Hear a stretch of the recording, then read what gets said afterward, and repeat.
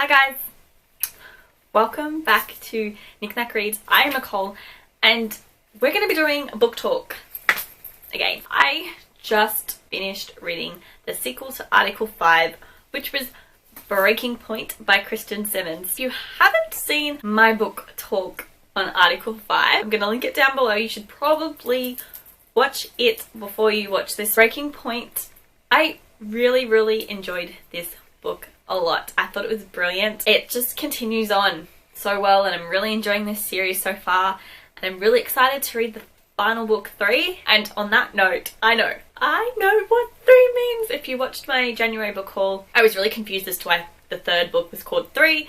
I didn't know if it was just because the author was lazy and wanted to call the book 3 because it was the 3rd book. I didn't know why, and now I know why. Breaking Point picks up straight where Article 5 finished, except it takes place a month later. So there's a bit of, I think, a little bit of distrust between them because they don't like to also leave where they're staying. Sean's there. He was a guard in the 1st book. Ember kind of like screwed over when she was trying to escape from the rehabilitation center, and his girlfriend who was there has been taken by the bad people. So it's kind of like, what are they going to do to break her out? What's going to happen? So you kind of find out as well that 3 is the name of the big resistance against the government, and they are the people in charge of sending out messages and carriers to the different resistance groups around America to organize different, like, I guess, events and riots to try and build distrust between the people and the government. They really want to like overthrow the government. That's who they are, and so I'm really excited because it means in 3 you're going to find out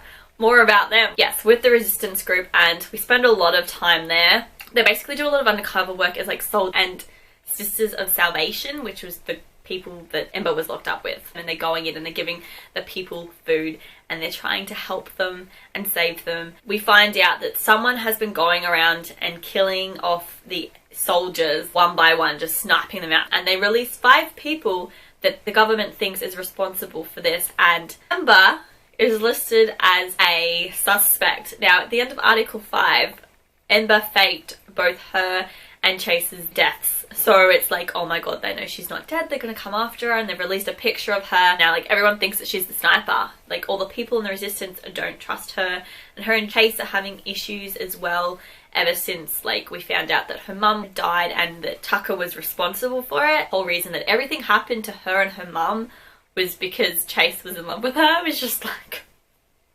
tearjerker. And then basically Sean is found a soldier who has been kicked out of the FBR. And I'm reading it and I'm going, I feel like it's gonna be Tucker.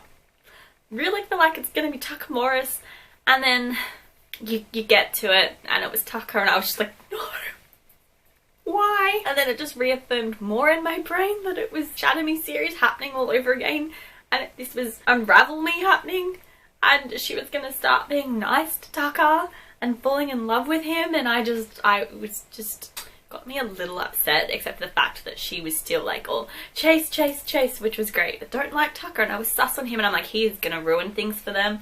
But at the same time, you're trying to give him a chance, but I didn't really want to give him a chance. What happens when Tucker comes, Chase tries to kill him, understandably, because he killed Ember's mother. And then they kind of get kicked out of the resistance group, which I think is absurd, personally. So they leave, and a fire gets started in the building. Go running back, because that's just what the good guys do. Tucker's there helping Sean get out because Sean is unconscious. Don't be a good guy, Tucker. I don't appreciate it. I don't want to like him. So they kind of get out, and most of them, I think, die, and then they get in like a caravan and they get taken away again. So we're back on the run, but they're still trying to break out Rebecca, who we find out is staying in Chicago. They get to another like resistance group, and Ember has to basically say that, yeah, I'm the sniper, woo! Whilst they're in there, they get bombed, don't they? So all these people have been injured because they're underground, like they get bombed out. It was good because I was so annoyed in the 1st book that there wasn't bombs and explosions, and there's so much bombs in this book, and like people are getting shot at, dying,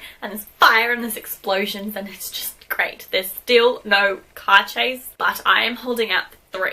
There is potential in this book for car chases. They end up trying to break out Rebecca, and you find out that she is paralyzed from the waist down. She can't walk. when they eventually get to break her out, they kind of go, let's head to this safe house, because we believe that Chase's uncle is at the safe house, who abandoned him during the war in the first place. So I don't know why we're looking for him, because he sounds like a dodgy character. But I'm thinking he may have a big part in the resistance. He may be part of 3, which would be cool. We get to the safety house and what's happened? They've been blown up. Yep.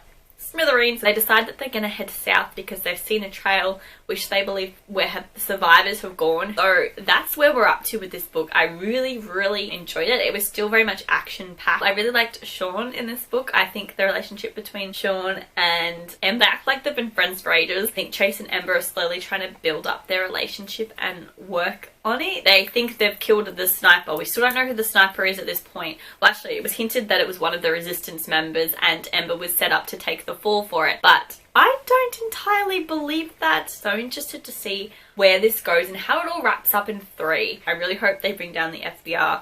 I kind of hope Chase's uncle may be involved in it somehow, and I want to know what the goes with Tucker, because I don't know if he's a good guy or he's a bad guy, because everywhere he seems to go, people die. He went to the resistance and that got set on fire. He goes to the underground place near Chicago. That gets bombed. He survives. We go to the safe house, which he knew about. That gets bombed. Now we're following the survivors, so are they gonna get bombed when everybody meets up?